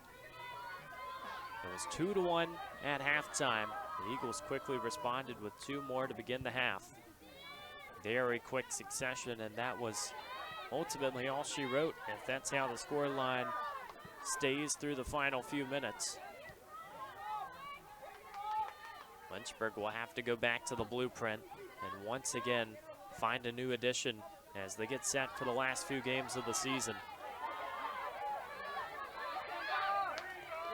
Footwork all around, and somehow Garza sneaks out, and a beautiful ball played up the field. A late clearance from Goldberg as Larson was advancing.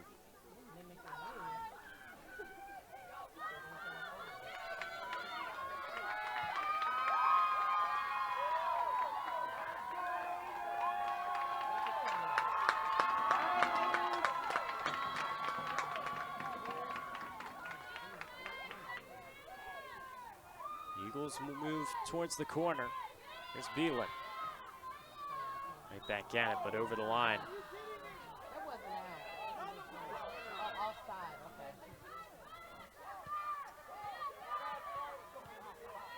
okay. As we said earlier, it's been a very solid effort for this Bridgewater team. But you do recognize the fact not everything is exactly perfect, as Lauren Arby was injured in that first half. Boyce trying to go forward. Almost caught up to the ball. Lockhart way off the line. And the Hornets wanted to try and just get that shot up in the air. Couldn't do so. You hope Narby can return here in the next week or so, because that's all you got in the regular season left. And you're heading to the ODAC tournament. This Bridgewater team fired up. They can feel it. Final 2 minutes of action.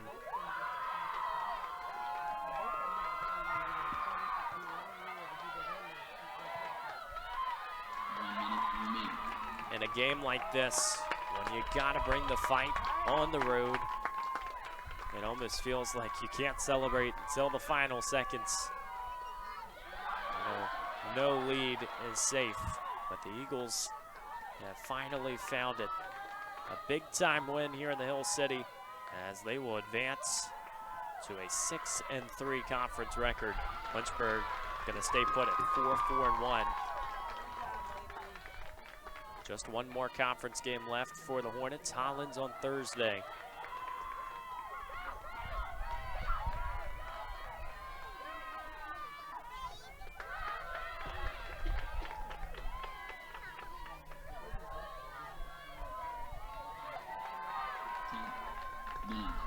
Lynchburg came back after conceding the early goal, but ever since, it's been Bridgewater's story. They not at home at 4-1. An effort that was never in doubt. And the offensive firepower a little too much today on senior day, as Lynchburg will have to find their footing heading to the postseason. For Coach Todd Olson and company, they return to action right here in the Hill City on Tuesday as they take on Mary Washington, a non-conference affair that time around, and we will have it right here on the Lynchburg Hornets Sports Network as the start time's at 6 o'clock on that Tuesday evening affair. But Bridgewater gets it done 4-1. Kendall Garza, big-time performer today, 2 goals and an assist. Lyric Berkeley adds to her tally, and Lynchburg on senior day has to fall, but the season's not done yet. A lot of time, and those few games well decided. A big thanks to everybody who contributed here and the LHSN staff, camera crew, directors, replay operators, you name it. Everybody doing a great job here on this Saturday. And a big thanks to you for tuning in on LHSN and Flo College. We'll be back on Tuesday, but today it's Bridgewater 4, Lynchburg 1. My name's Evan Gates, and